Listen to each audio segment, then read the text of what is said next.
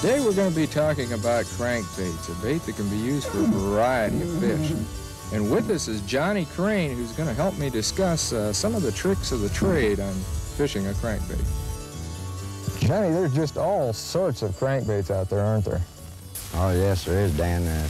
It takes a lot of different baits to meet the requirements of the depth requirements for bass fishing. And like we said, any fish, you sometimes get muskies.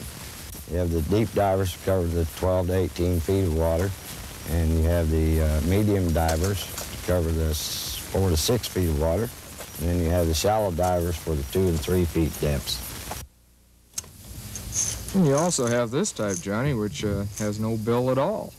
That's, well, it's a rattling type bait, a lot of good rattles in it. And that can attract fish, too. Of course, this one is kind of, I guess, what you'd want to call a countdown, isn't it? Where you can count down the footage that you're going to? Yeah, you can reach any depth you want to fish with a lipless vibrating bait because they do sink. And rate of retrieve is what makes them either dive or stay shallow.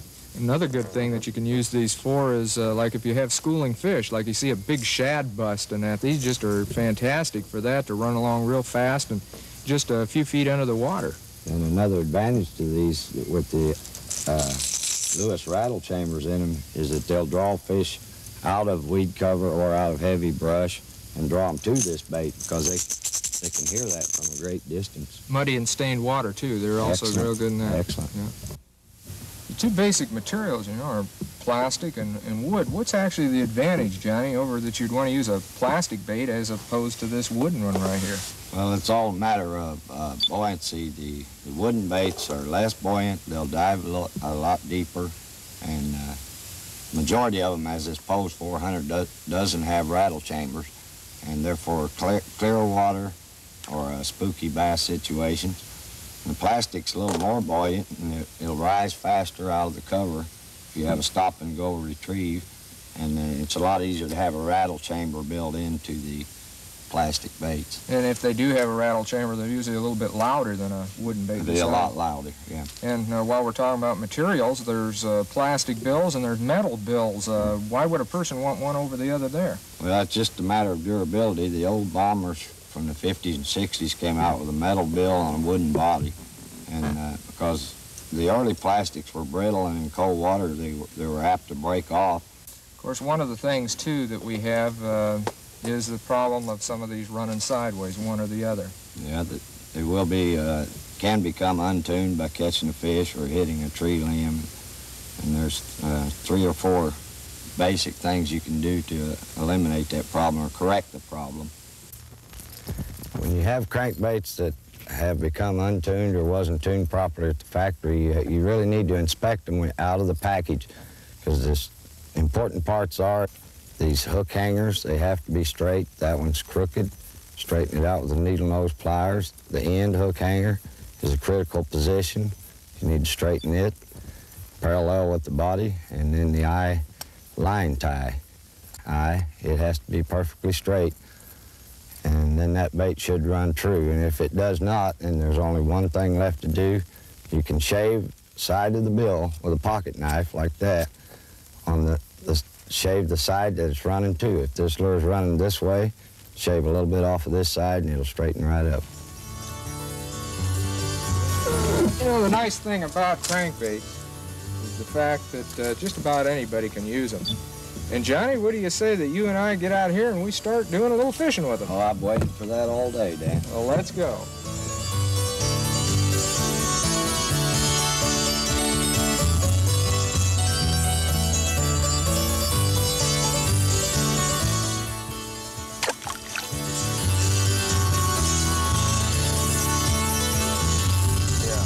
Caught a lot of muskies along here. Yeah, we're in about, yeah, he don't seem too bad. Oh, he's gonna try to jump. Are you gonna jump? Stay down. He's trying to jump. He really took that bait. He's got all the hooks in him. If you do, you might get those hooks. Oh, there he is. That is not a bad fish at all. Nice bass. Not bad. Way to go, Dan. There we go. I tell you, pliers are a good thing to have. You can re-get those hooks in. Okay, fella.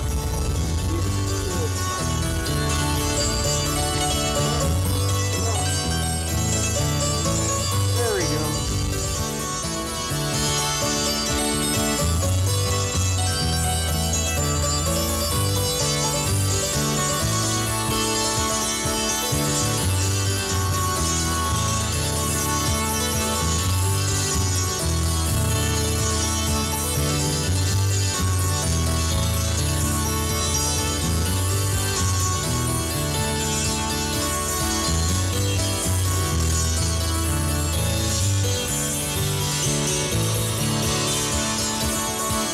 There's one right there. He's off the back of the boat. Whoa. So watch out, because he looks like he's got another jump in him. Oh, there he is. That's not bad fish. Yeah, that's just what we're fishing here, right here off this deep point. I'm setting in 12 foot of water right now. He'd probably come off about 15 foot. And that's why we're using a deeper crankbait right now, too. Well, look at the belly on that one, Johnny. Yeah, that's dandy. More shad, I suppose. I wouldn't doubt there's a lot of them in here. Yeah, not bad. Maybe we'll get some more off of here. There you go. Take off and go down, not up. Disoriented. There he goes. Did a good guide, I guess. I've got plenty of fish. And our cameraman's got to go, folks. So until next time, get out there in the water and enjoy a great day of fishing.